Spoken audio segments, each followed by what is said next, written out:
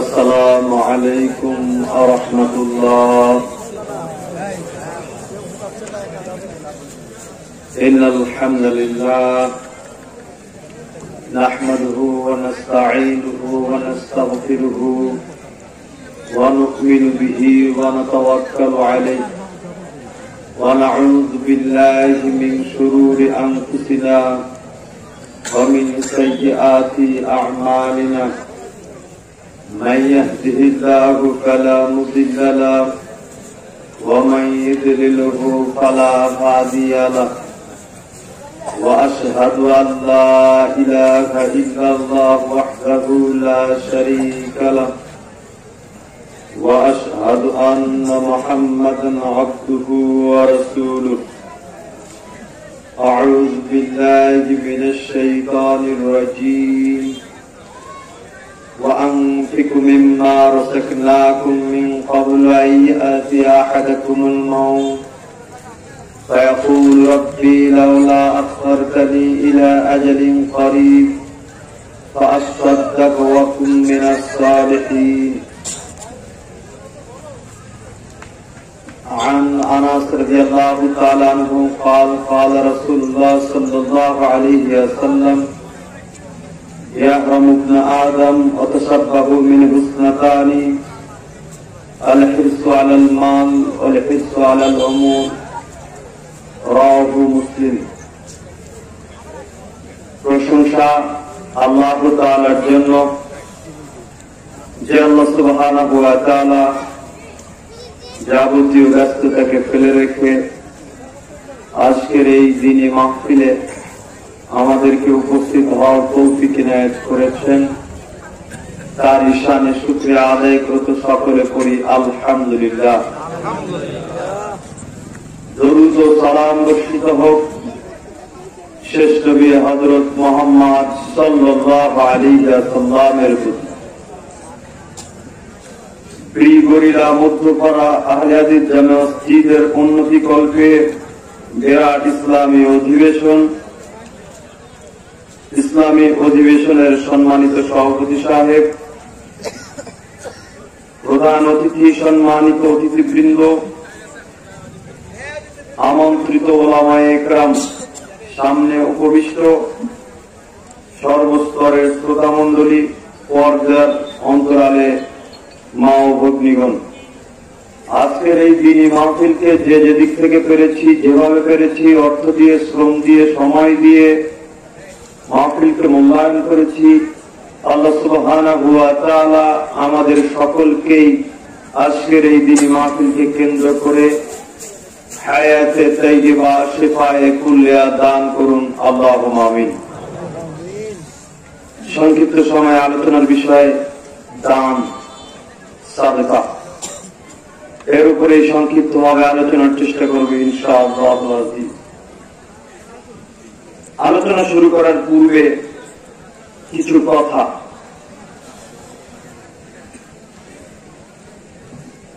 আপনি আপনার বাচ্চাকে কি শিক্ষা দিচ্ছেন? কোন পথে শিক্ষিত করছেন? আপনার সন্তান পরকালীন জীবনে আপনাকে কি সাফল্য মণ্ডিত করবেন নাকি অপমানিত করবেন?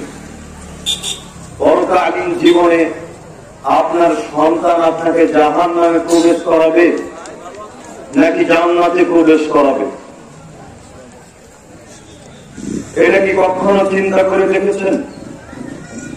আপনি আপনার সন্তানকে কোন শিক্ষায় শিক্ষিত করছেন?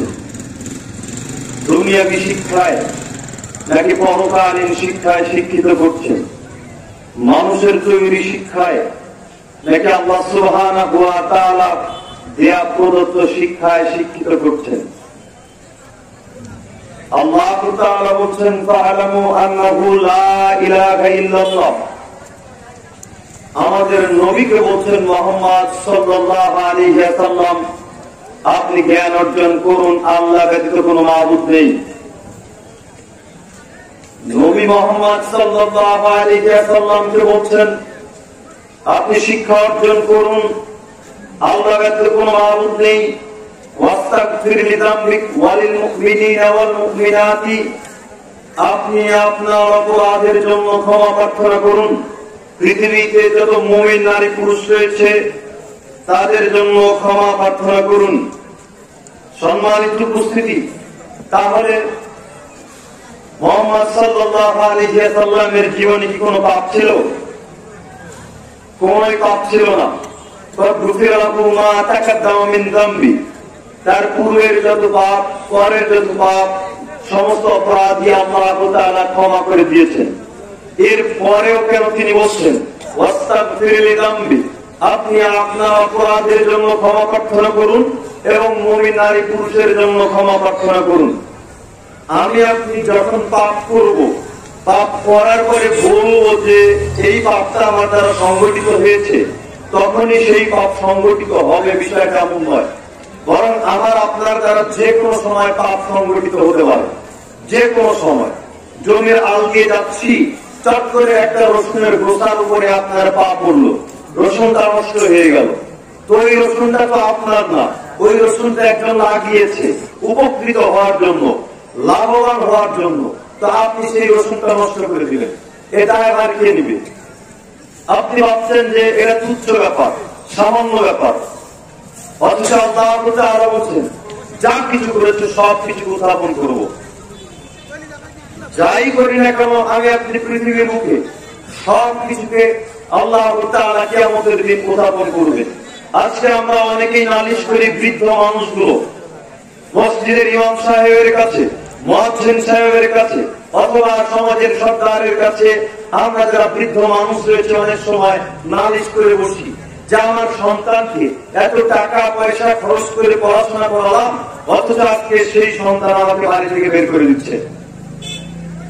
বাড়ি গাড়ি জমি জাতি সবকিছু বিক্রি করে দিয়ে লন্ডনে পড়িয়ে নিয়ে আসলাম, সেই সন্তান এখন আমাকে বৃদ্ধাশ্রমে দিচ্ছে। অনেকেই আমরা নালিশ করি। সম্মানিত উপস্থিতি, আপনার মনে খারাপ লাগলেও আমি এখানে একটা কথা বলে থাকি, সেটা হচ্ছে আপনার সন্তান আপনাকে বৃদ্ধাশ্রমে দিয়ে ভুল করেনি। আপনি নালিশ করেছেন, নালিশ করাটাই আপনার ভুল হয়েছে। আপনি বলবেন এত বড় কথা। জি হ্যাঁ, আপনি আপনার সন্তানকে সম্পদ উপার্জন করা শিখিয়েছেন। লক্ষ্য করবেন অংশটুকু, আপনি কিন্তু হালাল হারামের শিক্ষা দেননি। কোনটা হালাল কোনটা হারাম এই শিক্ষা কিন্তু দেননি। আপনি আপনার সন্তানকে এই শিক্ষা দেননি যে সন্তান হে আদরের বৎস, তুমি যেটা উপার্জন করবে এই উপার্জনটা হালাল হতে হবে, নচেত তুমি কিয়ামতের দিন ক্ষতিগ্রস্ত হবে, আল্লাহ সুবহানাহু ওয়া তাআলা তোমাকে পাকড়াও করবে। এই শিক্ষা আপনি কিন্তু আপনার সন্তানকে দেননি। আপনার সন্তানকে আপনি শিক্ষা দিয়েছেন আপনার সন্তান যেন বেশি টাকা পয়সা ইনকাম করতে পারে, পৃথিবীর বুকে নিজেকে সকলের স্বর্ণ শিখরে উঠাতে পারে, আপনি এই শিক্ষা দিয়েছেন। তো আমি এখানে একটা কথা বলি, সেটা হচ্ছে আপনি বৃদ্ধ মানুষ, আপনার 5 বিঘা জমি রয়েছে, আপনি 5 বিঘা জমি দখল করে খাচ্ছেন, খুব ভালো কথা। প্রকৃত মালিক কিন্তু আপনি ওই সম্পদের প্রকৃত মালিক আপনি নিজেই। তো আপনার কমন সেন্স নাই, আপনার তো বোঝা দরকার। আপনার সন্তান হালাল হারাম বুঝে না, কোনটা হালাল কোনটা হারাম বুঝে না। আপনার সন্তান আপনাকে যদি বাড়ি থেকে বের করে দিতে পারে, আপনার সন্তান যদি আপনাকে রেল স্টেশনে ছেড়ে দিয়ে চলে আসতে পারে, আপনার সন্তান যদি আপনাকে বৃদ্ধাশ্রমে দিয়ে দিতে পারে, তাহলে তো ওই 5 বিঘা জমি ওর হয়ে গেল। তাহলে তো ওই 5 বিঘা জমি আপনার সন্তানের হয়ে গেল। আপনার সন্তান তো জানে না পিতা মাতাকে কিভাবে মূল্যায়ন করতে হবে। আপনার সন্তান তো জানে না ওই সম্পদের মালিক আপনি। আপনার সন্তান জানে না পিতা মাতা কত মূল্যবান জিনিস, পিতা মাতা কত একজন সম্মানিত ব্যক্তিত্ব আপনার সন্তানই জানে না। আপনার সন্তানকে আপনি এই শিক্ষা প্রদান করতে পারেননি। রাসূল সাল্লাল্লাহু আলাইহি ওয়াসাল্লামের কাছে এসে জিজ্ঞেস করা হলো, আল্লাহর নবী বা হাক্কুল ওয়ালিদাইনি আলা আওলাদিহিমা, সন্তান সন্ততির উপরে পিতামাতা কি হক রাখে, পিতামাতা কি অধিকার রাখে? আপনার সন্তান এই শিক্ষা পায়নি। আল্লাহর নবী তখন বললেন, হুমা জান্নাতুকা নারুকা, তারাই তোমার জান্নাত, তারাই তোমার জাহান্নাম। পিতামাতাই তোমার জান্নাত, পিতামাতাই তোমার জাহান্নাম। বললাম আপনার সন্তান এই শিক্ষা পায়নি। আল্লাহ তাআলা বলছেন ওয়াকাদা রাব্বুকা আল্লা তা'বুদু ইল্লা ইয়াহু ওয়া বিল ওয়ালিদাইনি ইহসানা, তোমার প্রতিপালকের নির্দেশ একমাত্র তোমরা তোমাদের প্রতিপালকের ইবাদত করবে, একমাত্র তোমরা তোমাদের প্রতিপালকের ইবাদত করবে। আল্লাহ তাআলা এই বাক্য বলার সঙ্গে সঙ্গে বলছেন এবং তোমরা তোমাদের পিতামাতার সাথে সৎ আচরণ করবে। আপনার সন্তান এই শিক্ষাই পায়নি, আপনার সন্তান শিক্ষা পেয়েছে রাস্তার ডান ফিরে যে পাগলি পাগলা পড়ে থাকে, আর সেই পাগলি পাগলাকেও সে যেমনটা মূল্যায়ন করে আপনাকেও তেমনটা মূল্যায়ন করে, আলাদাভাবে মূল্যায়ন করে না। সম্মানিত উপস্থিতি, মনে করে রাগ নিয়েন না। আপনি দেখুন, লক্ষ্য করুন, কয়েকটা মাদ্রাসায় শিক্ষিত ছেলের সন্তান, ছেলের পিতা মাতা আজকে বৃদ্ধাশ্রমে রয়েছে। দিন যত যাচ্ছে বৃদ্ধাশ্রমের সিট সংখ্যা ততই বাড়ছে, দিন যত যাচ্ছে বৃদ্ধাশ্রমকে আরো বৃদ্ধি করতে হচ্ছে, বড় করতে হচ্ছে। আপনি সেখানে একটু তদন্ত করুন, দেখুন তো কয়টা মাদ্রাসায় শিক্ষিত ছেলের পিতা মাতাকে বৃদ্ধাশ্রমে রাখা হয়েছে, কয়টা মসজিদের ইমাম সাহেবের পিতা মাতাকে বৃদ্ধাশ্রমে রাখা হয়েছে। নজিরবিহীন থাকলেও খুবই কম, সেটা উদাহরণের মধ্যে আপনারা সাবধান এবং সতর্কতা অবলম্বন করুন। আপনি আপনার সন্তানকে কি শিক্ষা দেন? আপনি আপনার সন্তানকে একেবারে জন্মগতভাবে ভুল শিক্ষায় শিক্ষিত করছেন। আপনার সন্তান যখন পোশাকটা পর্যন্ত পরিধান করছে, তখন আপনি আপনার সন্তানের শরীরে বাঘের ছবি দিচ্ছেন, কুকুরের ছবি দিচ্ছেন। আপনার সন্তান হসপিটালে ভূমিষ্ঠ হয়েছে, এবার নার্স বলছে আপনার বাচ্চার জন্য একটা পোশাক কিনে নিয়ে আসুন, তো আপনি যাওয়ার পরে দেখছেন যেটা কুকুরের ছবি, কুকুরের ছবি যুক্ত পোশাকটি আপনি আপনার সন্তানকে কিনে দিচ্ছেন। অথচ কয়েকদিন পূর্বে আপনি একেবারে ছবি মুক্তির বিরুদ্ধে কি আন্দোলন গড়ে তুললেন, ছবি মুক্তির মধ্যে বিরুদ্ধে জ্বালা পোড়া আন্দোলন শুরু করে দিলেন। অথচ যে ছবি মূর্তি ভাঙার কথা আল্লাহর নবী যে হাদিসের মধ্যে বলেছেন, সেই একই হাদিসের মধ্যে আল্লাহর নবী কিন্তু উঁচু কবর ভাঙার কথা বলেছেন। ছবি মূর্তি যে হাদিসের মধ্যে আল্লাহর নবী ভাঙতে বলেছেন, ঠিক একই হাদিসের মধ্যে আল্লাহর নবী যত উঁচু কবর রয়েছে সব উঁচু কবরকে ভেঙে চলে তৌকির করতে বলেছেন। অথচ আমরা আজকে মূর্তি ভাঙতে বলছি, কিন্তু উঁচু কবরকে ভাঙতে বলছিলাম। আমাদের দেশে এখনো কোন মানুষ মূর্তির নিকটে যারা মুসলমান বলে দাবি করে, এই মুসলমানেরা মূর্তির নিকটে সেজদা দেয় না, মূর্তির পায়ে সালাম হয় না। মুসলমানরা কোন সময় এখন পর্যন্ত আমাদের দেশের পরিস্থিতি, কেউ মূর্তির নিকটে কিছু চায় না, অর্থাৎ মূর্তি কেবল তৈরি করছে। নূহ আলাইহিস সালামের সময় যেমন মূর্তি তৈরি করা হয়েছিল না বুঝে না জেনে, ঠিক তেমনি ভাবে আজকে আমাদের দেশের মানুষগুলো মূর্তি তৈরি করছেন না বুঝে না জেনে। মূর্তিগুলোকে সম্মান করার জন্য, সেই মানুষগুলিকে সম্মান করার জন্য। সম্মানিত উপস্থিতি, আমি বলছি না যে মূর্তি তৈরি করতে হবে, মূর্তি সম্মান করতে হবে, কিনা বিষয়টা এমন নয়। বরং আমি বলতে চাচ্ছি যে ছবি মূর্তি যতটা ভয়ঙ্কর, তার চাইতেও বেশি ভয়ঙ্কর আমাদের দেশের উঁচু কবর, আমাদের দেশের মাজার। আমাদের দেশের পীর মাজার উঁচু কবর রয়েছে, এইগুলো ছবি মূর্তির চাইতেও বেশি ভয়ঙ্কর। কারণ হচ্ছে, যেটা বলছিলাম, মূর্তির কাছে আমাদের দেশের মুসলমানরা এখনো মাথা ঠেকায় না, মূর্তির কাছে কিছু চায় না, কিন্তু মাজারে গিয়ে আমাদের দেশের মুসলমানরা কল্যাণ মনে করে ওই মাজারে গিয়ে সেজদা দেয়। ওই মাজারে গিয়ে মানত করে, উট ভেড়া দুম্বা পাঠায়, তাবারুক হাসিলের জন্য বিভিন্ন ধরনের রেয়াজ চালু রয়েছে। ওই মাজারের নিকটে চায়, মৃত ব্যক্তির নিকটে চায়। তাহলে একবার চিন্তা করুন তো, এই মূর্তি ভাঙা আগে জরুরি নাকি এই মাজার গুলো ভাঙা আগে জরুরি? এই মূর্তি ভাঙা জরুরি যত, তার চাইতেও অনেক অনেক অনেক বেশি জরুরি হচ্ছে আমাদের দেশে যত উঁচু কবর রয়েছে সবগুলি উঁচু কবরকে ভেঙে চুরে মাটির সাথে সমান করে দিতে হবে। রাসূল সাল্লাল্লাহু আলাইহি ওয়াসাল্লাম বলেছেন, আলী তুমি ছাড়বে না, যত উঁচু কবর রয়েছে প্রত্যেকটা উঁচু কবরকে মাটির সাথে সমান করে দেবে, ভেঙে চুরে চৌচির করে দেবে। আলী তুমি ছাড়বে না কোনো ছবি মূর্তিকে, যত ছবি মূর্তি রয়েছে সবগুলি ছবি মূর্তিকে ভেঙে মাটির সাথে সমান করে দিবেন। এরপরে সরাসরি রাসূল সাল্লাল্লাহু আলাইহি ওয়াসাল্লামের বিরুদ্ধে কাজ করা হয়। আপনি যদি কবরকে সম্মান করেন, কবরকে উঁচু করেন, অথবা কবরকে পাকা করেন, অথবা কবরের নিকটে কিছু চান, অথবা কবরের নিকটে আগরবাতি জ্বালান, একমাত্র কবরের নিকটে গিয়ে আপনি একাকিত্ব ভাবে হাত তুলে দোয়া করতে পারেন। এর ব্যতীত আপনি যদি কবরকে অন্য কিছু ভাবেন, তাহলে আপনার জন্য পরকালীন জীবনে খুব কঠিন পরিস্থিতি অবস্থান করছে। আয়েশা রাদিয়াল্লাহু তাআলা আনহা বলেন, রাসূল সাল্লাল্লাহু আলাইহি ওয়াসাল্লাম বলেছেন, ফি মারাতিহিল্লাতি লাম ইয়াকুম মিনহু আল্লাহুল ইয়াহুদা ওয়ান নাসারা। আল্লাহর নবী তার শেষ জীবনে অসুস্থ অবস্থায় আল্লাহর নিকট প্রার্থনা করে বলছেন, প্রতিপালক, ইহুদি খ্রিস্টানদের প্রতি আল্লাহর লানত, ইহুদি খ্রিস্টানদের প্রতি আল্লাহর গজব, ইহুদি খ্রিস্টানদের প্রতি আল্লাহর লানত।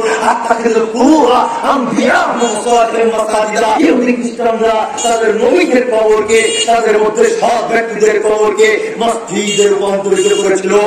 ইহুদি খ্রিস্টানরা তাদের মধ্য থেকে যে সমস্ত সৎ ব্যক্তিত্ব ছিল, তাদের কবরকে মাজারে রূপান্তরিত করেছিল, উপাসনায় রূপান্তরিত করেছিল। সম্মানিত উপস্থিতি, তাহলে এক্ষণে একটা প্রশ্ন, এবার বলুন, সর্বপ্রথম কারা নবীদের কবরকে সম্মান করেছিল? ইহুদি খ্রিস্টানরা। সর্বপ্রথম ইহুদি খ্রিস্টানরা তারা তাদের নবীদের কবরকে সম্মান করেছিল, উঁচুতে পরিণত করেছিল, মাজারে পরিণত করেছিল, উপাসনায় পরিণত করেছিল। আজকেও যারা কবরকে মূল্যায়ন করছে, কবরের নিকটে মাথা নত করছে, আজকেও যারা কবরের নিকটে কিছু চাচ্ছে, কবরের নিকট থেকে সন্তান যাচ্ছে, কবরের কাছে, মাজারের কাছে উট, গরু, ভেড়া জমা দিচ্ছে, এরা ইহুদি খ্রিস্টানের রীতি, এরা ইহুদি খ্রিস্টানের রীতি ছাড়া আর কিছুই গ্রহণ করছে না। এরা ইহুদি খ্রিস্টানদের রীতি অনুকরণ করে, এরা ইহুদি খ্রিস্টানদের রীতি অনুসরণ করে যেমনি ভাবে ইহুদি খ্রিস্টানরা পথভ্রষ্ট হয়েছে, ঠিক তেমনি ভাবে আজকে এরাও পথভ্রষ্ট হওয়া ছাড়া আর কিছুই হতে পারেনি। ইহুদি খ্রিস্টানরা যেমন পথভ্রষ্ট, ঠিক তেমনি ভাবে মাজার পূজারীরাও পথভ্রষ্ট। সম্মানিত উপস্থিতি, বলবেন না এত বড় কথা? জি হ্যাঁ, এত বড় কথা। জুনদুব রাদিয়াল্লাহু তাআলা আনহু বলেছেন, রাসূল সাল্লাল্লাহু আলাইহি ওয়াসাল্লাম বলেছেন, আলা ওয়া ইন্না মান কানা ক্বাবলাকুম, সঙ্গী সাথী শুনে রাখো, তোমাদের যারা পূর্ববর্তী লোক ছিল, তারা তাদের নবীদের কবরকে, তাদের মধ্যে সৎ ব্যক্তিদের কবরকে আত্তাখিযুল কুবুরা আমবিয়াহুম ওয়া সালিহিন মাসাজিদা, তারা তাদের নবীদের কবরকে, সৎ ব্যক্তিদের কবরকে মসজিদে রূপান্তরিত করেছিল। ইন্নী আনহাকুম আন যালিক, নিশ্চয়ই আমি মুহাম্মদ সাল্লাল্লাহু আলাইহি ওয়াসাল্লাম তোমাদেরকে নিষেধ করছি কবরকে মাজারে পরিণত করতে, কবরকে মসজিদে রূপান্তরিত করতে, কবরকে উপাসনালয়ে রূপান্তরিত করতে। এরপরেও যে সমস্ত ব্যক্তি কবরের নিকটে কিছু চাইবে, কবরের নিকটে মাথা নত করবে, এরা রাসূল সাল্লাল্লাহু আলাইহি ওয়াসাল্লামের সাথে সরাসরি বিরোধিতা করবে, সরাসরি বিরোধিতা ছাড়া এরা কিছুই করবে না। এরপরে আল্লাহর নবী আল্লাহু তাআলার নিকট প্রার্থনা করে বলতেন, আল্লাহুম্মা লা তাজআল ফি কবরি ওয়াতনা ইয়াবুদু সাদ্দাক আল্লাহু আলা কওমি ইত্তাখিযুল কুবুরা আমবিয়াকুম মাসাজিদা। প্রতিপালক, তুমি আমার কবরকে মসজিদে রূপান্তরিত করো না, প্রতিপালক তুমি আমার কবরকে মসজিদে রূপান্তরিত করো না। আল্লাহ সুবহানাহু ওয়া তাআলা ওই জাতির উপরে রাগান্বিত, ওই জাতিকে অভিশাপ করেছেন যারা তাদের নবীদের কবরকে, তাদের মধ্য থেকে সৎ ব্যক্তিদের কবরকে মসজিদে রূপান্তরিত করেছিল, উপাসনালয়ে রূপান্তরিত করেছিল, মাজারে রূপান্তরিত করেছিল। আমরা যদি এখন জিজ্ঞেস করি আপনি কি আল্লাহর প্রতি বিশ্বাস স্থাপন করেন, তখন চট করে বলবেন, জি হ্যাঁ, আল্লাহর প্রতি বিশ্বাস স্থাপন করি। আপনাকে যে হাত তুলতে বলা হয়, আপনি কে কে আল্লাহর প্রতি একনিষ্ঠভাবে বিশ্বাস স্থাপন করেন, সকলে হাত তুলবেন। আপনাকে যদি এখন বলা হয় জিহাদের ডাক এসেছে, চলুন যুদ্ধে যাব, সকলে হাত তুলবেন জিহাদের জন্য। মনে হচ্ছে সকলে একেবারে শহীদ হওয়ার জন্য আমরা উপস্থিত হয়েছি, শহীদ হওয়ার জন্য রেডি হয়ে গিয়েছি। কিন্তু যখন দাম্পত্য জীবনে 3 বছর, 4 বছর, 5 বছর চলে যায়, বাচ্চা যখন হয় না, তখন আর আল্লাহর প্রতি ভরসা টিকে না। আল্লাহর প্রতি আর ভরসা তখন টিকে না। তখন ভরসা করতে হয় মাজারের উপরে, তখন ভরসা করতে হয় তাবিজের উপরে, তখন ভরসা করতে হয় হুজুরের পানি পড়ার উপরে। তখন আর আল্লাহর প্রতি বিশ্বাস স্থাপন হয় না, আল্লাহর উপর থেকে বিশ্বাসটা উঠে যায়। সম্মানিত উপস্থিতি, আমরা যা হোক পুরুষরা হয় একটু সচেতন রয়েছি, তো আমাদের মধ্যে যে সমস্ত মা এবং বোন রয়েছে তারা যে কি মূর্খতার মধ্যে রয়েছে এটা বলার বাইরে। মূর্খতার মধ্যে কতটা নিমজ্জিত এটা হিসেব করার বাইরে। বাচ্চা হচ্ছে না এবারে রেওয়াজ দেওয়া বিভিন্ন ধরনের তাবিজ লাগাতে একেবারে কোমরটাকে পরিপূর্ণ করে ফেলেছে। বিন্দুমাত্র বুদ্ধি থাকলে, যদি কিঞ্চিত পরিমাণ মাথায় বুদ্ধি থাকে, তাহলে কোন মানুষ মাজারের নিকটে যাবে না, মাজারের নিকটে সিন্নি দেবে না, মাজার থেকে কিছু কামনা করবে না। কয়েকদিন আগে একটা ভিডিও ভাইরাল হয়েছে, গিয়াসউদ্দিন তাহেরি অন্ধ বলছে কেউ ফিরে না খালি হাতে, খাজারে তোর দরবারে কেউ ফিরে না খালি হাতে। অর্থাৎ যেই ব্যক্তি খাজার দরবারে যাবে, মাজারে যাবে, সেই ব্যক্তি হাতকে নিয়ে পরিপূর্ণ করে নিয়ে চলে আসবে।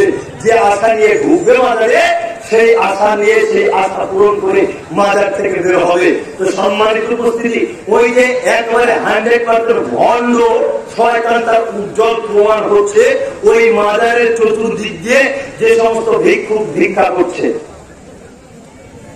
ওই মাজারের চতুর্পাশে ভিক্ষুক না খেয়ে তার দিন যাচ্ছে, না খেয়ে দিন যাচ্ছে, এক অক্ত খাচ্ছে আর এক অক্ত পাচ্ছে না। কেউ একটু পোলা খেয়ে ফেলে দিলে সেই পোলাটা তুলে খাচ্ছে ওই ভিক্ষুক, কেউ একটু কেক ফেলে দিলে সেই কেক উঠিয়ে খাচ্ছে। ওই ভণ্ডর যে কোনো ক্ষমতা নেই, ওই ভণ্ড যে মানুষ শয়তান তার উজ্জ্বল প্রমাণ হচ্ছে এই মাজারের চতুর্দিক দিয়ে বসে থাকা ভিক্ষুক বর্গ। ওই মাজারের ভিক্ষুক বর্গ যদি ওই পীরের নিকট থেকে কিছু পেত, তাহলে একটা কথা থাকতো, যেহেতু ওই ভিক্ষুক গুলোই ওই বাবার দরবার থেকে বঞ্চিত, ওই ভিক্ষুক গুলোকে ওই বাবা ভণ্ড শয়তান কিছু দিতে পারছে না। তো উপস্থিত বৈঠকের দিন মুসলিম বোন, আপনাকে বলুন তো এই শয়তান কি দিবে? আপনাকে কি করে এই শয়তান বাচ্চা দিবে? আল্লাহর নিকটে ভরসা করুন, আল্লাহ তাআলার নিকটে কিছু চান, আল্লাহ সুবহানাহু ওয়া তাআলা আপনাকে তাই দিবেন। আর যদি না দেন, আপনাকে বুঝতে হবে আপনার তাকদীরে ছিল না, আপনার ভাগ্যে ছিল না। আল্লাহ সুবহানাহু ওয়া তাআলা আমাদেরকে সঠিক বুঝ দান করুন, আল্লাহু আমিন। আমরা তো সকলেই জান্নাতের ভিখারি, আল্লাহর দয়ার ভিখারি। আমরা যদি বলি যে কে জান্নাতে যাবেন না, হাত তুলেন, তো কেউ জেনে বুঝে হাত তুলবেন না।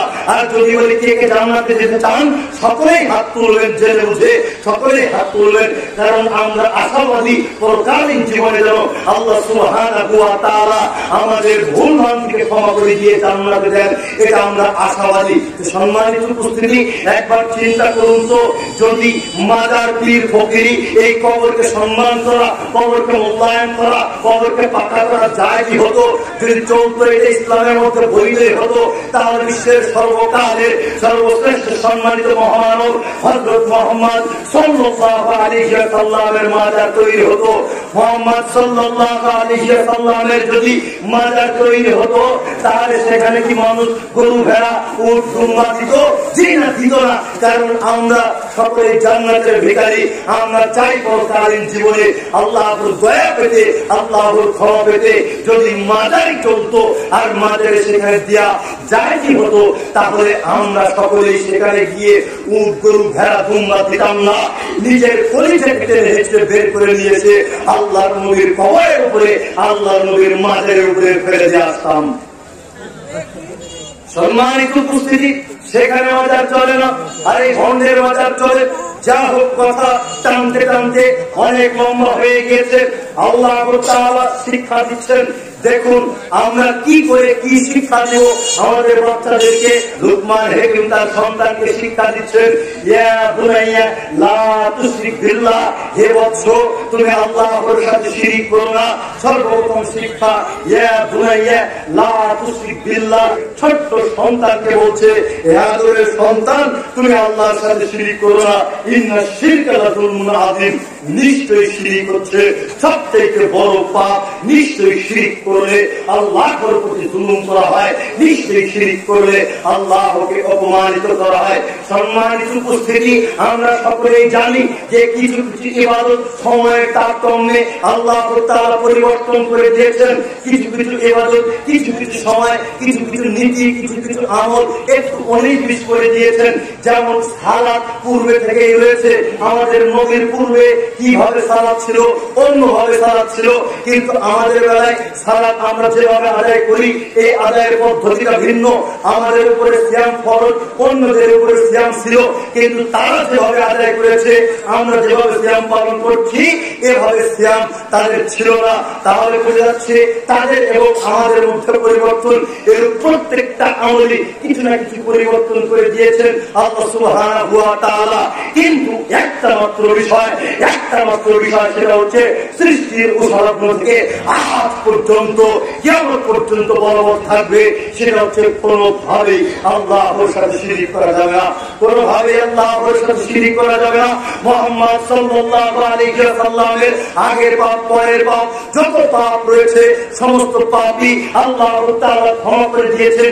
এরপরেও আল্লাহ তাআলা মুহাম্মদ সাল্লাল্লাহু আলাইহি ওয়াসাল্লামকে ধমক দিয়ে বলছেন, ওয়ালাকাদ উহিয়া ইলাইকা ওয়া ইলাল্লাযীনা মিন ক্বাবলিক, মুহাম্মদ সাল্লাল্লাহু আলাইহি ওয়াসাল্লাম আপনার প্রতি এবং আপনার পূর্বে পৃথিবীতে যত নবী রাসূল ছিল তাদের উপরে এই বিধান বলবৎ যে লাইন আশরাকতা লা ইয়াহবিতান্না আমালুক, আপনি যদি শিরক করেন, আপনি যদি আল্লাহর সাথে শরীক করেন, আল্লাহর সাথে অংশীদার সাব্যস্ত করেন, তাহলে আপনার আমলসমূহ নষ্ট হয়ে যাবে এবং আপনিও ক্ষতিগ্রস্ত হয়ে যাবেন।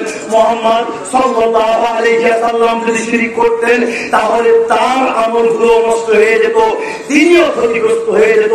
তাহলে আপনার আমার পরিস্থিতি কি? একেবারে তুচ্ছ ব্যাপার। যে কথা দিয়ে শুরু করছিলাম, আপনি আপনার বাচ্চাকে সর্বপ্রথম যে পোশাকটা কিনে দিয়েছেন সেই পোশাকের মধ্যে কুকুরের ছবি রয়েছে। আপনি আপনার সন্তান যে টয়লেট করছে এই টয়লেট করার পথটা পর্যন্ত কিনে দিয়েছেন কুকুরের মাথা, বিড়ালের মাথা, হাঁসের মাথা, ঘোড়ার মাথা ইত্যাদি ইত্যাদি। অথচ আপনি কিন্তু হাদিস জানেন, আল্লাহর নবী বলছেন লা তাদখুলুল মালাইকাতু বাইতান ফী কালবি ওয়া লা তাসাউফির, যে ঘরে ছবি মূর্তি কুকুর থাকে ওই ঘরে রহমত বরকতের ফেরেশতা ঢোকে না, ওই ঘরে রহমত বরকতের ফেরেশতা ঢোকে না। তাহলে একবার চিন্তা করুন তো, আপনি তাহাজ্জুদের সালাত আদায় করছেন, আপনার তাহাজ্জুদের সালাত আদায় করার কি ফল দিবে? কোন ফল দিবে না। অতএব সাবধান এবং সতর্কতা অবলম্বন করবেন। এই টপিকের উপর আজকের জন্য শেষ হাদিস। রাসূল সাল্লাল্লাহু আলাইহি ওয়াসাল্লাম বলেন, এই হাদিসটা একেবারে মরণ পর্যন্ত মনে রাখবেন। আল্লাহর নবী বলেন, মান মাতা ইশরিক বিল্লাহি শাইআন দাখালান নার, যেই ব্যক্তি বিন্দু মাত্র শিরক করবে ওই ব্যক্তি জাহান্নামে যাবে। যেই ব্যক্তি একেবারে কিঞ্চিত পরিমাণ শিরক করবে ওই ব্যক্তি জাহান্নামে যাবে। মান মাতা লা ইশরিক বিল্লাহি শাইআন দাখালাল জান্নাহ, আর যেই ব্যক্তি বিন্দু মাত্র শিরক করবে না ওই ব্যক্তি জান্নাতে যাবে। সুবহানাল্লাহ। ব্যক্তি যদি বিন্দু মাত্র শিরক করে তাহলে ওর জন্য জাহান্নাম অবধারিত। আর যদি শিরক না করে আর কিছু করুক বা না করুক তার যায় আসে না, ওই ব্যক্তি জান্নাতে যাবে। ওই ব্যক্তি জান্নাতে যাবে। আনাস রাদিয়াল্লাহু তাআলা বলেছেন, রাসূল সাল্লাল্লাহু আলাইহি ওয়াসাল্লাম বলেছেন হাদিসে কুদসি, আল্লাহু তাআলা বলেছেন, হে আদম সন্তান, যতদিন পর্যন্ত তুমি আমাকে ডাকবে তোমার অবস্থা যাই হোক না কেন আমি তোমার ডাকে সাড়া দেব। তোমার জীবনের যত অপরাধ রয়েছে সমস্ত অপরাধী আমি ক্ষমা করে দেব। হে আদম সন্তান, লাউ বালাগা যুনুবিকা তোমার পাপ যদি আসমান পর্যন্ত পৌঁছে যায় এরপরে তুমি যদি আমার নিকট ক্ষমা প্রার্থনা করো আমি আল্লাহু তাআলা তোমার জীবনের যত অপরাধ রয়েছে সমস্ত অপরাধ ক্ষমা করে দেব। আমি ক্ষমা করতে কারো পরোয়া করি নাই। ইয়া ইবনে আদম লা তাইতুকা বিকুরাবিল আরদি খাতায়া সুম্মা লাকিতানি লা তুশরিক বি শাইআ লা তাইতুকা বিকুরাবিহা মাগফিরা, তোমার পাপ যদি গোটা পৃথিবী পর্যন্ত পৌঁছে যায়, তোমার পাপ যদি গোটা পৃথিবী পর্যন্ত পৌঁছে যায়, এই গোটা পৃথিবী ভর্তি পাপ নিয়ে তুমি যদি আমার সামনে উপস্থিত হও আর তোমার আমলনামায় যদি শিরকের পাপ না থাকে আমি আল্লাহ সুবহানাহু ওয়া তাআলা তোমার পাপ ততটুকু ক্ষমা নিয়ে তোমার সামনে উপস্থিত হব। তোমার জীবনের যত অপরাধ রয়েছে সমস্ত অপরাধী ক্ষমা করে দেব। বলছিলাম আলোচনার বিষয় দান। আল্লাহু তাআলা বলেন, ওয়ানফিকু মিম্মা রাযাকনাকুম মিন ক্বাবলু, আমি তোমাদেরকে যে রিজিক দান করেছি সেই রিজিক থেকে তোমরা ব্যয় করো। আল্লাহু তাআলা আমাকে আপনাকে যে রিজিক দান করেছেন এই রিজিক থেকে আমাকে আপনাকে দান করতে বলেছেন।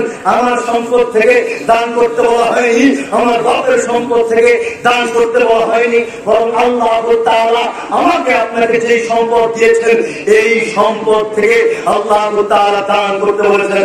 ওয়ানফিকু মিম্মা রাযাকনাকুম মিন ক্বাবলু আন ইয়াতিয়া আহাদাকুমুল মাউত, সেই দিন আসার পূর্বে, তোমাদের মৃত্যু আসার পূর্বে তোমরা দান করো, সাদকা করো। ফায়াকুল রাব্বি লাউ আখারতানি ইলা আজালিন করিব, নয়তো তোমাদের নিকটে যখন মৃত্যু চলে আসবে, তোমাদের নিকটে যখন মরণ চলে আসবে, তখন তোমরা বলবে ফাসাদদাকা ওয়া কুম মিনাস সালিহিন, আমাদেরকে যদি আর একটু হায়াত বৃদ্ধি করে দেওয়া হতো, আর একটু সময়কে যদি বৃদ্ধি করে দেওয়া হতো, তাহলে আমরা দান করতাম, সাদকা করতাম।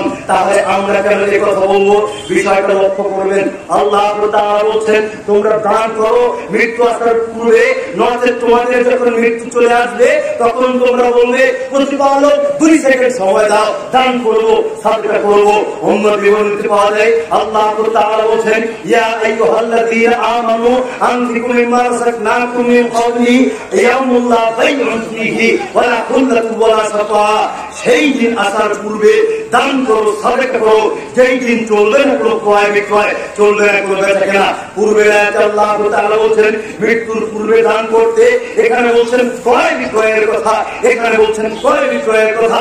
হাদিসের দিকে লক্ষ্য করলে দেখা যায় হাদিস হাতিম রাদিয়াল্লাহু তাআলা বলছেন আল্লাহর নবী বলছেন ইত্তাকুন নার ওয়ালাউ বিশিক্কিন তামরা, তোমরা জাহান্নামের আগুন থেকে বাঁচার জন্য একটা খেজুর হলেও দান করো, তোমরা জাহান্নামের আগুন থেকে বাঁচার জন্য একটা খেজুর হলেও সাদকা করো। একটা খেজুর দিয়েও বলে যাচ্ছে দান করে সাদকা করে আমরা জাহান্নামের আগুন থেকে বাঁচতে পারি। স্পষ্ট বোঝা যাচ্ছে কেউ যদি পৃথিবীর বুকে জান্নাতকে ভোজন করতে চায়, জান্নাতকে ক্রয় করতে চায়, সে যেন দান করে সাদকা করে। পৃথিবীতে অনেক ভাবে জান্নাত পাওয়া যায়, তার মধ্যে অন্যতম একটা মাধ্যম, অন্যতম একটা ইবাদত হচ্ছে দান সাদকা করা, অন্যতম একটা ইবাদত হচ্ছে দান সাদকা করা। বোঝা যাচ্ছে উম্মত মুহাম্মাদের জন্য দান সাদকা করা একটা নিয়ামত, একটা নিয়ামত। আবু হুরায়রা রাদিয়াল্লাহু তাআলা আনহু রাসূল সাল্লাল্লাহু আলাইহি ওয়াসাল্লাম বলেছেন আল্লাহ তাআলা বলেন আনফিক, হে আদম সন্তান তুমি দান করো, আনফিক আলাইকা, তুমি আমার জন্য দান করো, আমিও তোমাকে দান করব। আল্লাহ তাআলা বলছেন হে আদম সন্তান তুমি আমার জন্য ব্যয় করো, আমিও তোমাকে দান করব। আমি আল্লাহর জন্য যতটুকু দান করব আল্লাহ তাআলা আমাকেও ততটুকু দান করবেন। তাহলে আমাদেরকে অবশ্যই আল্লাহ তাআলার নিকট থেকে নিতে হলে দান করতে হবে, সাদকা করতে হবে। আসমা রাদিয়াল্লাহু তাআলা আনহা বলেন রাসূল সাল্লাল্লাহু আলাইহি ওয়াসাল্লাম বলেছেন হে আসমা তুমি দান করো, গুনে গুনে দান করে করো না। যদি তুমি গুনে গুনে দান করো তাহলে আল্লাহ তাআলা তোমাকেও গুনে গুনে দান করবেন। ওয়ালা তুসি ফাইয়াল্লাহু আলাইকা, হে আসমা তুমি গুনে গুনে সম্পদকে জমিয়ে রেখো না। ওয়ালা তুই ফাইয়াল্লাহু আলাইকা, তুমি যদি তোমার সম্পদগুলিকে গুনে গুনে জমিয়ে রাখো তাহলে আল্লাহ তাআলা তোমাকেও সম্পদগুলি দেয়া বাদ দিয়ে তার নিকটে গুনে গুনে জমিয়ে রাখবেন। আবু হুরায়রা রাদিয়াল্লাহু তাআলা আনহু বলেন রাসূল সাল্লাল্লাহু আলাইহি ওয়াসাল্লাম বলেছেন মা মিন ইয়াউমিন সুবহুল ইবাদতু ফীহি, প্রতিদিন সকালে 2 জন ফেরেশতা পৃথিবীর বুকে অবতীর্ণ হন। ফায়াকুলু আহাদুহুমা, তাদের একজন ফেরেশতা বলতে থাকেন আল্লাহুম্মা আ'তি মুনফিকান খালাফা, প্রতিপালক তুমি দানকারীকে উত্তম প্রতিদান প্রদান করো, প্রতিপালক তুমি দানকারীকে উত্তম প্রতিদান প্রদান করো। ফায়াকুলু আখার, অপরজন ফেরেশতা বলতে থাকেন আল্লাহুম্মা আ'তি মুনফিকান খালাফা, প্রতিপালক তুমি কৃপণ ব্যক্তিকে ধ্বংস করে দাও। যেই ব্যক্তি দান করে তার জন্য একজন ফেরেশতা দোয়া করতে থাকে, পক্ষান্তরে যেই ব্যক্তি কৃপণতার পথ অবলম্বন করে ওই ব্যক্তির জন্য একজন ফেরেশতা বদদোয়া করতে থাকে।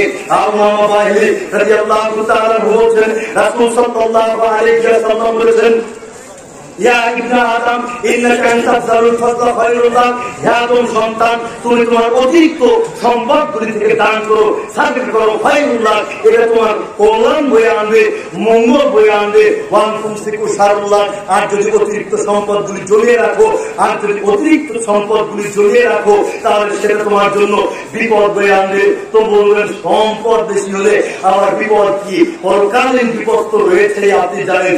আপনি আপনার মালের হিসাব দিতে হবে, সম্পদের হিসাব দিতে হবে। আর পার্থিব জীবনের ভয়াবহতা হচ্ছে প্রত্যেকটা সময় আপনার সম্পদ নিয়ে আপনাকে চিন্তা করতে হবে। সম্পদ নিয়ে চিন্তা করতে করতে আপনি পরকালীন জীবনকে ভুলে যাবেন। তাই সম্মানিত উপস্থিতি, হাদিসের শেষ অংশে বলা হয়েছে প্রয়োজন পরিমাণ জমি রাখো, তাতে কোনো অসুবিধা নেই, তাতে কোনো ক্ষতি নেই। তোমাদের সকল সুন্দর আহ্বান জানাই যে যতটুকু পারেন ততটুকু সাধ্য অনুযায়ী দান করবেন। আল্লাহ নবী বলছেন আল্লাহ কুল্লি মুসলিমিন সাদাকা, প্রত্যেকটা মুসলমানকে দান করতে হবে, সাদকা করতে হবে। তাহলে বুঝে যাচ্ছে যে আল্লাহ নবী প্রত্যেকটা মুসলমান, ধনী দরিদ্র বলা হয়নি, প্রত্যেকটা মুসলমানকে দান করতে হবে। ভিক্ষুকে ভিক্ষা করে হলেও দান করতে হবে। তাই যে যতটুকু পারেন সাধ্য মতো দান করার চেষ্টা করেন, দান করেন। ইনশাআল্লাহ আমি দু একটা হাদিস আরো শোনানোর চেষ্টা করবো ইনশাআল্লাহ। ইয়াকুয়ালি বিগড়িলা নগদ 500 টাকা, বাকি 4500, মোট 5000, মোট 5000 ইয়াকুয়ালি বিগড়িলা। আল্লাহ তুমি তার দান কবুল করো। আল্লাহুম্মা সাল্লি আলাইহি, আল্লাহুম্মা বারিক আলাইহি। মাসের ব্যাপারী মসজিদ আলী নাটোর থেকে এসে 1000 টাকা দান করেছে। আল্লাহ তুমি তার দান কবুল করো। আল্লাহুম্মা সাল্লি আলাইহি, আল্লাহুম্মা বারিক আলাইহি। মোহাম্মদ ইদ্রিস বিগড়িলা 10 বস্তা সিমেন্ট এবং 500 টাকা। আল্লাহ তুমি তার দান কবুল করো। আল্লাহুম্মা সাল্লি আলাইহি, আল্লাহুম্মা বারিক আলাইহি। আল্লাহ দানকারীকে তুমি উত্তম দান প্রদান করো। মোহাম্মদ শুমশের বিগড়িলা 2 বস্তা সিমেন্ট। আল্লাহ তুমি তার দান কবুল করো। আল্লাহুম্মা সাল্লি আলাইহি, আল্লাহুম্মা বারিক আলাইহি। দোকানের কালেকশন 2610 টাকা। আল্লাহ তুমি দান কবুল করো। দোকানদার ভাইদের ব্যবসায় বরকত দান করো। শরীফুল ইসলাম সর্দার 5000 সম্ভবত। আল্লাহ তুমি তার দানকে কবুল করো। আল্লাহুম্মা সাল্লি আলাইহি, আল্লাহুম্মা বারিক আলাইহি। লিল্লাহি তাকবীর। আবার বললেন না যে দান করতেছে তাকবীর দিচ্ছে কেন? সম্মানিত উপস্থিতি, কুল্লু তাকবীরাতুন সাদাকা, প্রত্যেক আল্লাহু আকবারের মধ্যে সাদকার নেকি। আপনি যদি তাকবীর দেন তাহলে সাদকার নেকি ইনশাআল্লাহ। আমরা যারা উপস্থিত আছি মাঝে মধ্যে সাদকার নেকি নেব নাকি? নুরুল ইসলাম বিগড়িয়া নগদ 2000 টাকা, বাকি 3000 টাকা। আল্লাহ তুমি তার দান কবুল করো। আল্লাহুম্মা সাল্লি আলাইহি, আল্লাহুম্মা বারিক আলাইহি।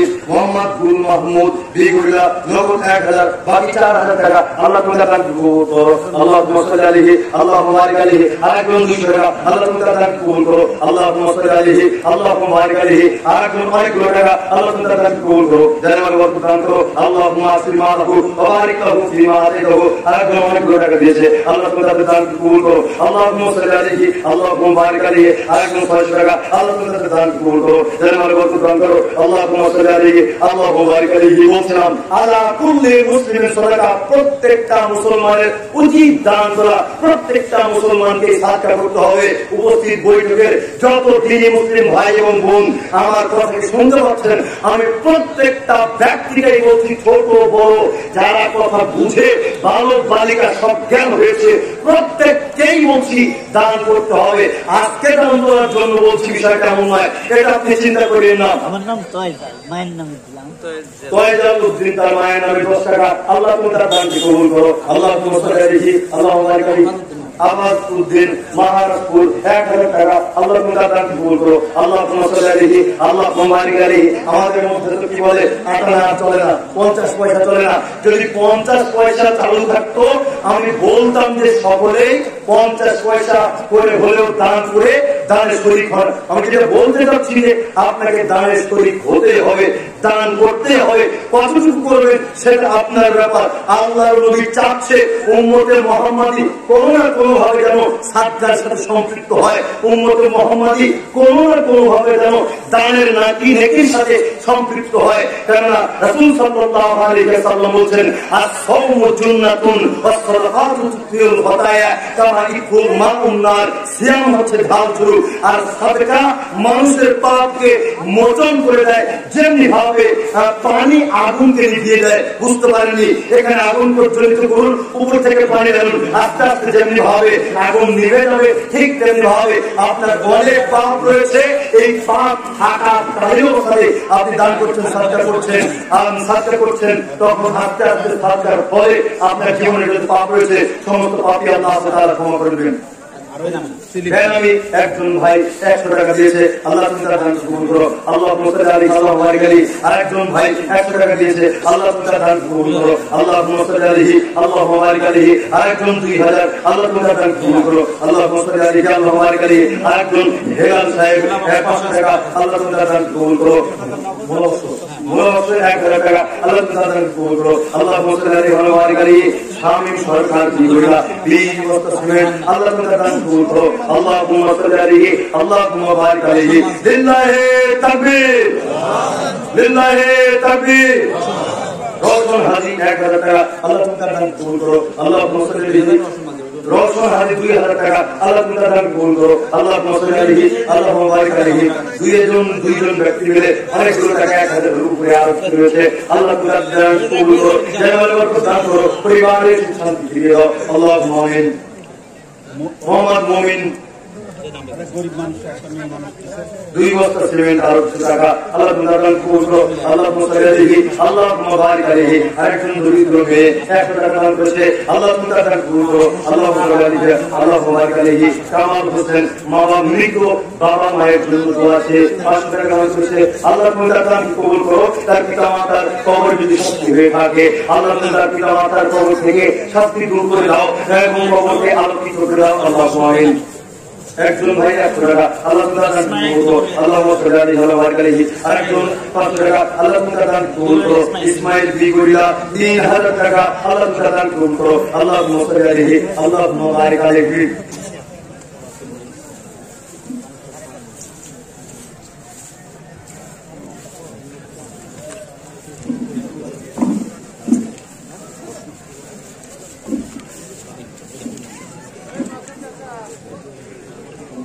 খন্দকার আজিজুর রহমান 1000 টাকা, আল্লাহ তুমি তার দান কবুল করো। আল্লাহুম্মা সাল্লি আলাইহি আল্লাহুম্মা বারিক আলাইহি। মোহাম্মদ সাইফুল ইসলাম 2000 টাকা, আল্লাহ তুমি তার দান কবুল করো। আলাউদ্দিন খন্দকার মায়ের জন্য 500 টাকা এবং নিজের জন্য 500 টাকা দান করেছে, আল্লাহ তুমি তার দান কবুল করো। আল্লাহুম্মা সাল্লি আলাইহি ওয়া বারিক আলাইহি। সিদ্দিক সাহেব মায়ের জন্য দোয়া চেয়েছে, মৃত মায়ের জন্য দোয়া চেয়েছে, আল্লাহ তুমি তার মায়ের কবরকে জান্নাতের বাগিচায় পরিণত করো। কবর যদি শাস্তি হয়ে থাকে, শাস্তিকে দূরীভূত করে দাও এবং কবরকে আলোকিত করে দাও। আল্লাহুম্মা আমিন। দেয়ালে 100 টাকা, আল্লাহ তুমি তার দান কবুল করো। আল্লাহ মুসতাদ আলী আল্লাহ বারিক আলাইহি। বকুল মিস্ত্রি 500 টাকা, আল্লাহ তুমি তার দান কবুল করো। আল্লাহ মুসতাদ আলী আল্লাহ বারিক আলাইহি। আরেকজন 100 টাকা, আল্লাহ তুমি তার দান কবুল করো। আল্লাহ মুসতাদ আলী।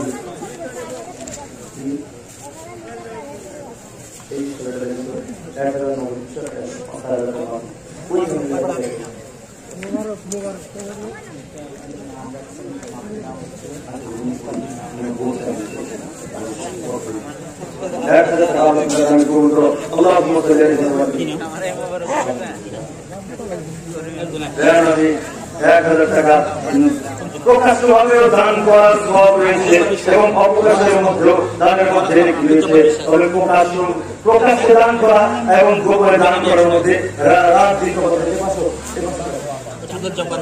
আব্দুল জব্বার মাহারপুর 500 টাকা, আল্লাহ তুমি তার দান কবুল করো। আল্লাহুম্মা সাল্লি আলাইহি আল্লাহুম্মা বারিক আলাইহি। গোপনে 100 টাকা, আল্লাহ তুমি তার দান কবুল করো। আল্লাহুম্মা সাল্লি আলাইহি আল্লাহুম্মা বারিক আলাইহি। আরিফুল ইসলাম আইয়ুব মেম্বার পদপ্রার্থী নগদ 1000 টাকা, বাকি 4000 টাকা, আল্লাহ তুমি তার দান কবুল করো। আল্লাহুম্মা সাল্লি আলাইহি আল্লাহুম্মা বারিক আলাইহি। দেশ ও জাতির কল্যাণে নিজেকে নিয়োজিত রাখার তৌফিক দান করো। আল্লাহুম্মা আমিন। আরেকজন 500 টাকা,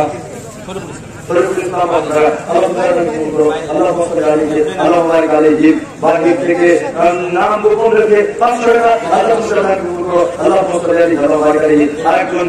500 টাকা দিয়েছে, আল্লাহ কবুল করো। আল্লাহ আল্লাহ আরেকজন নাম গোপন রেখে 200 টাকা, আল্লাহ কবুল করো। আল্লাহ আরেকজন নাম গোপন রেখে 700 টাকা, আল্লাহ কবুল করো। আল্লাহ আল্লাহ মুসলিম সাদাকা প্রত্যেকটা মুসলমানেরই দান করতে হয়, সদকা করতে হয়। রমজান আলী কালু বিগরিয়া 20 কেজি রসুন, আল্লাহ দান কবুল করো। আল্লাহুম্মা সাল্লি আলাইহি আল্লাহুম্মা বারিক আলাইহি। সাহাবাগণ জিজ্ঞেস করে বলছেন, আল্লাহর নবী ফাইনাল কাজীর যদি ব্যক্তির সামর্থ্য না থাকে তখন কি করবে? তখন আল্লাহর নবী বলছেন, তাহলে ওই ব্যক্তি নিজ হাতে কাজ করবে, নিজ হাতে পরিশ্রম করে নিজের পরিবারের জন্য। সম্মানিত মুসলিম, যে কথাটি আশা বলছিলেন, তো বক্তা কিন্তু নির্ধারিত সময়ের বাইরে আলোচনা করেন না। সুতরাং আপনারা যদি তার আলোচনা মনোযোগ সহকারে শুনতে চান নির্ভেজাল ভাবে, তাহলে যত দ্রুত সম্ভব দান করুন, দান করে দানের চ্যাপ্টারটা শেষ করুন, সার্টিফিকেট করুন। এটা বলছিলাম যে আল্লাহ একজন 100 টাকা আল্লাহ তাআলা কবুল করে, আল্লাহ মুসলিম ভালো বারকারি। আল্লাহ সাহাবাগণ জিজ্ঞেস করেন আল্লাহ নবী যদি সামর্থ্য না থাকে তাহলে কি করবে? তাহলে ব্যক্তি নিজ হাতে পরিশ্রম করে নিজের জন্য খরচ করবে। একজন 300 টাকা আল্লাহ তাআলা কবুল করো, আল্লাহ মুসলিম ভালো বারকারি। প্রতিবন্ধী 300 টাকা দিয়েছে, আল্লাহ তাআলা কবুল করো, আল্লাহ মুসলিম ভালো বারকারি। জিন্দায়ে তাকবীর। গরিব হাজি 5000 টাকা আল্লাহ তাআলা কবুল করো, আল্লাহ মুসলিম আল্লাহ বারকারি। মুসারফ 500 টাকা আল্লাহ তাআলা কবুল করো, আল্লাহ মুসলিম আল্লাহ বারকারি। মুসাফির আগে দিয়েছে 1000 টাকা বিগড়িয়া থেকে, এবং আরো বাকি 4000 টাকা দিয়েছে, আল্লাহ তাআলা কবুল করো, আল্লাহ মুসল্লি আলাইহি আল্লাহ মুবারক আলাইহি।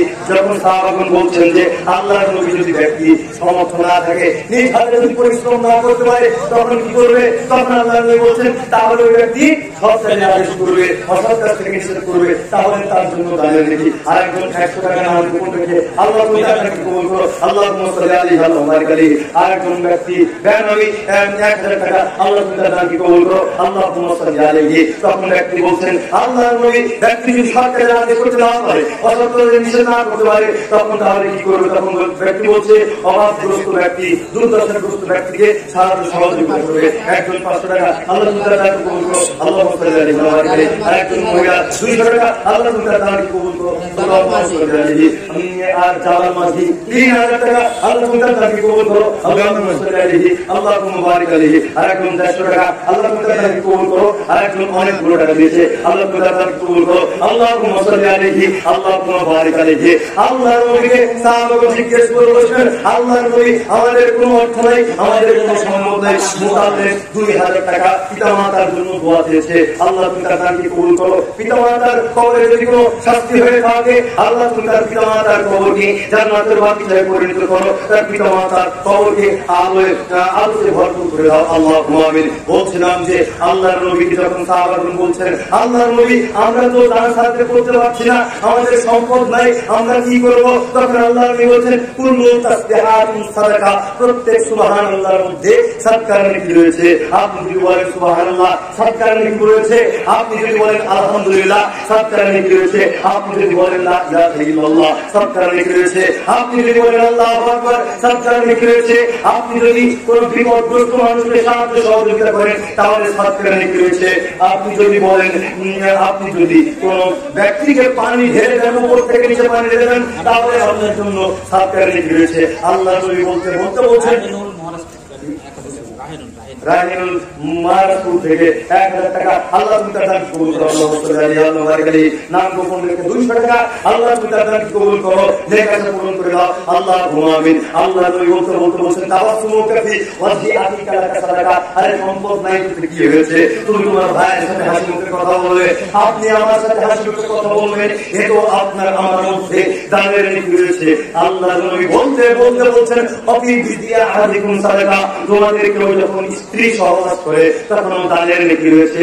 এবার আপনি বলবেন যে মোহাম্মদ আলী এতক্ষণ যা বললো এক তাও পেলাম না, এইবার বুঝি দানের নেকি পাইলাম নাকি? সম্মানিত উপস্থিতি, ওই হাদিসটা যেই কাজের শুরুতে আল্লাহর নাম স্মরণ করা হয় না, ওই কাজে শয়তানের হাত থাকে। দানের নেকি পাওয়া তো বহু দূরের কথা। আপনি স্ত্রী সহবাস করেছেন, এই স্ত্রী সহবাসের পরে যে সন্তানগুলো উৎপাদিত হয়েছে, এই সন্তানের উপরেও শয়তানের প্রভাব রয়েছে, শয়তানের হাত রয়েছে, শয়তানের ক্ষমতা আছে। তাই তো আপনার সন্তান আপনার কন্ট্রোলের বাইরে। বেনামি একজন 100 টাকা আল্লাহ তাআলা কবুল করো, আল্লাহ মুসল্লি আলাইহি ওয়া বারাকাতুহু। আব্দুল সুবহান 500 টাকা আল্লাহ তাআলা কবুল করো, আল্লাহুম্মা সাল্লি আলাইহি আল্লাহুম্মা বারিক আলাইহি। ইত্তাকুন নার ওয়ালাউ বিশিকরিন তামরা। আল্লাহ নবী বলেন তোমরা একটা খেজুর হলেও দান করে জাহান্নামের আগুন থেকে নিজেকে বাঁচাও। আল্লাহর নবী যখন বলছেন ফারাইতু আকতার আহলিহান নিসা, হে নারী সমাজ, আমি দেখলাম জাহান্নামের অধিকাংশ নারী, শুধু মানুষ হচ্ছে শুধু নারী আর নারী। তাই মা বোনের কেউ ধরে আহ্বান নেই, যতটুকু পারেন আপনি সাধ্য অনুযায়ী দান করার চেষ্টা করুন। আল্লাহ আমিন। রাকিব জামালপুর থেকে, রাকিব জামালপুর হুজুর থেকে আল্লাহ 500 টাকা দিয়েছে। আল্লাহ তুমি তার দান কবুল করো। শরীয়ত মোল্লা 500 টাকা, আল্লাহ তুমি তার দান কবুল করো। আল্লাহ মুসল্লি আল্লাহ বারিক আলাইহি। মোশাররফ হোসেন মারাপুর 2 বছর ছিলেন, আল্লাহ তুমি তার দান কবুল করো। আল্লাহ মুসল্লি আলাইহি। মোহাম্মদ মুক্তার হোসেন বিগুড়া 2 বছর ছিলেন, আল্লাহ তুমি তার দান কবুল করো। আল্লাহ মুসল্লি আলাইহি। আল্লাহ বারিক আলাইহি। লিল্লাহি তাকবীর, লিল্লাহি তাকবীর। আরে বাবা রে, দানও করছেন না, দান দিয়েও ধরছেন না। 300 টাকা পেন, 300 টাকা দিয়েছে। একজন নাম গোপন রেখে আল্লাহ তোমার দান কবুল করো। আল্লাহ আল্লাহ বারিক আলাইহি। আরেকজন মা বন্ধুর থেকে 500 টাকা, আল্লাহ তোমার দানকে কবুল করো। মহারাষ্ট্র থেকে জাহিদুল ইসলাম 1000 টাকা, আল্লাহ তোমার দান কবুল করো। একজন আব্দুল হামিদ সাহেব ধরিয়াস মারি, তাই নাকি আমার ভাই দুইহাজার থেকে অনেক দূর থেকে এসে 500 টাকা দান করেছে।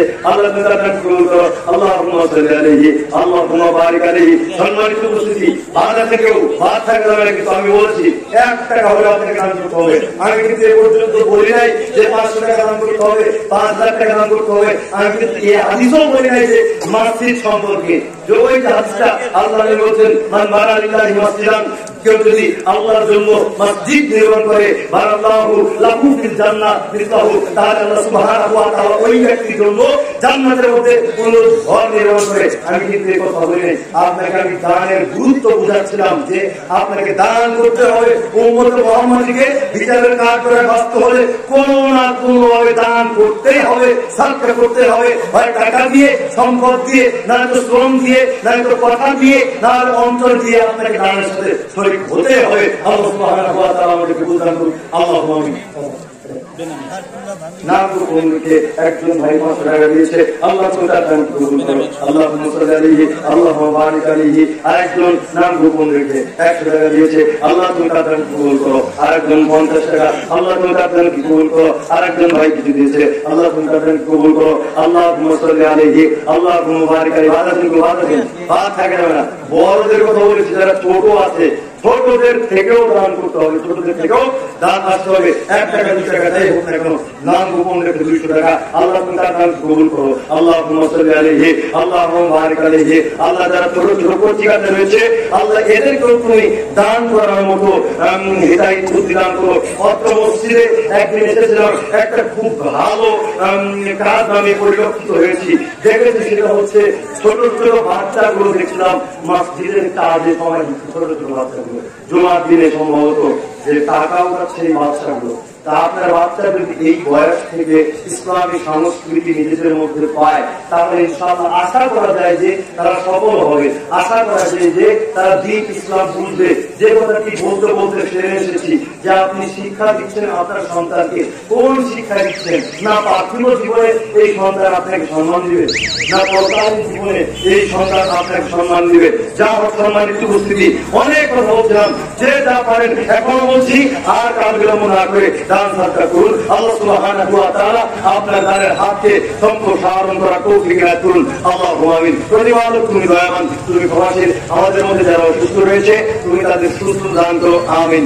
আমাদের মধ্যে যারা ঋণগ্রস্ত রয়েছে, তুমি তাদের ঋণ মুক্তি দান করো, আমিন। আমাদের মধ্যে যারা ছাত্র রয়েছে, তুমি তাদের মেধা শক্তি বৃদ্ধি করে দাও, আমিন। আমাদের মধ্যে যারা কবরবাসী রয়েছে, তুমি তাদের কবরের শাস্তিকে মাফ করে দাও। আর একজন ভাই কিছু 200 টাকা দিয়েছে, আল্লাহ তুমি তাদের কবুল করো। আল্লাহুম্মা সাল্লি। আর কথা বলতে চাচ্ছি না, আল্লাহ সুবহানাহু ওয়া তাআলা আজকের আলোচনা থেকে আমাদের জ্ঞান অর্জন করা তৌফিক এনায়েত করুন। আল্লাহ আমিন। একটা ছোট্ট বাচ্চা 50 টাকা দিয়েছে, আল্লাহ এক কথা তৌফিক দিন, আল্লাহ তার মান মর্যাদা জ্ঞান বৃদ্ধি করে দিক। আল্লাহ আমিন।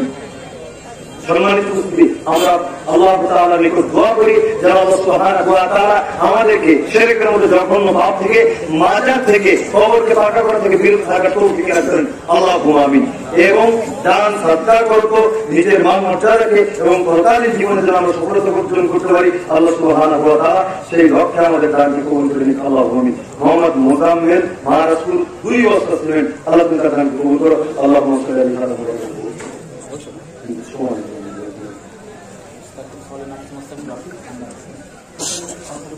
মোস্তাকিম রাখবে, অসুবিধা নেই।